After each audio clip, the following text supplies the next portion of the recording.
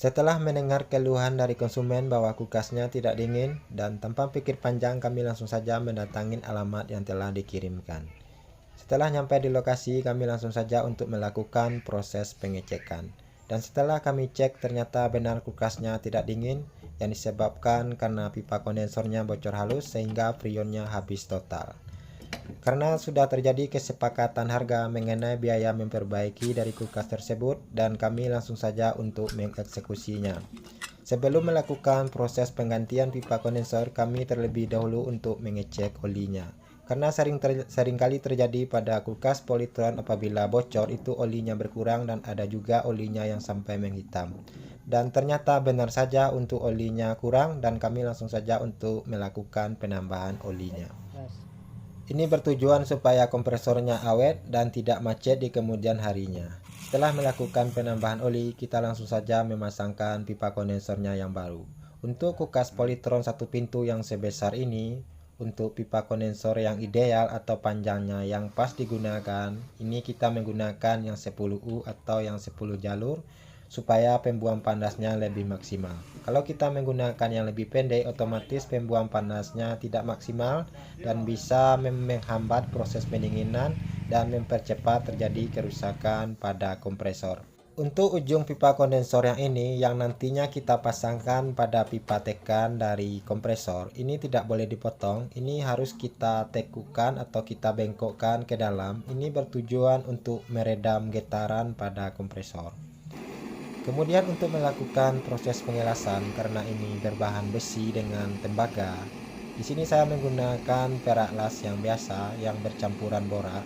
Untuk pengelasannya, kita pastikan pengelasannya benar-benar matang agar tidak terjadi kebocoran di kemudian harinya. Kemudian selanjutnya untuk filter, kami selalu mengganti dengan filter yang baru.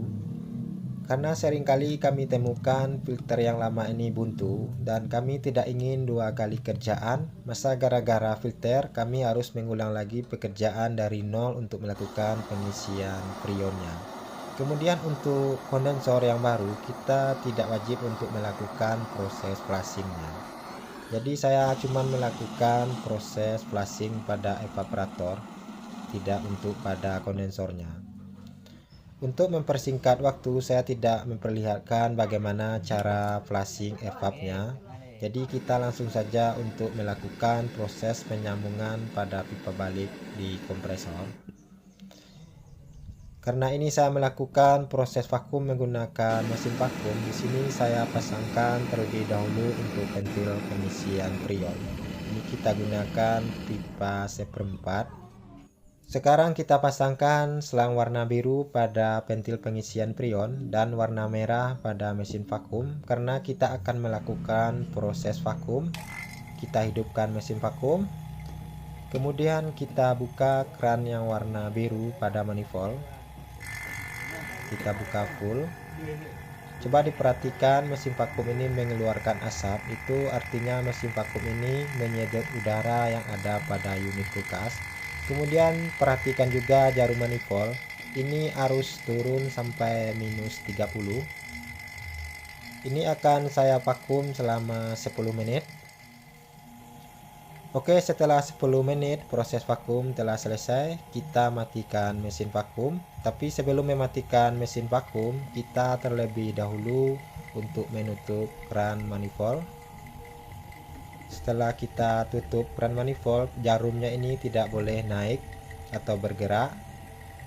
Sekarang barulah kita matikan mesin vakum.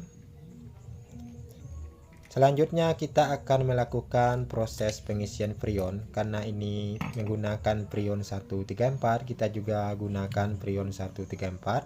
Sebelum memasukkan freon, kita buang dulu udara yang ada pada selang warna merah dengan cara seperti ini. Kita kendorkan kerannya, kemudian barulah kita buka freonnya. Nah, ini freonnya sudah keluar, baru kita tutup kerannya. Nah, sekarang barulah kita masukkan freonnya. Nah, ini saya isikan dulu freonnya sekitaran 50 psi. Ini kulkasnya masih dalam keadaan mati, masih belum dihidupkan.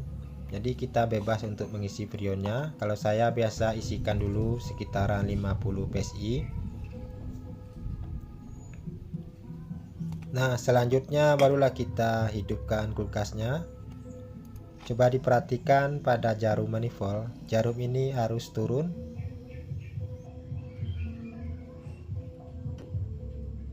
Sebelum melakukan proses penambahan freon, kita tunggu dulu sampai jarumnya berhenti. Nah, ini freonnya kita tambahkan, kita isikan sedikit demi sedikit. Setelah pengisian freon selesai, kita cek pada bagian kondensor. Ini kita raba dari atas sampai ke bawah. Ini panasnya harus rata, dan di bagian filter ini harus hangat-hangat kuku atau agak-agak sedikit panas. Kemudian freonnya kita perhatikan, di sini tekanan sudah 10 psi dan ampernya 0,6.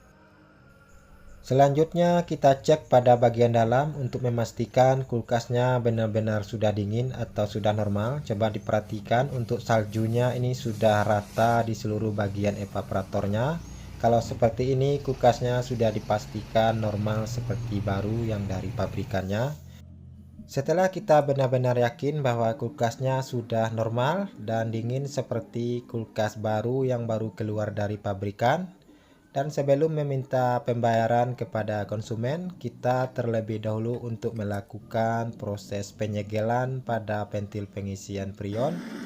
Oke, itu saja. Semoga video ini bermanfaat. Silakan ditunggu video selanjutnya.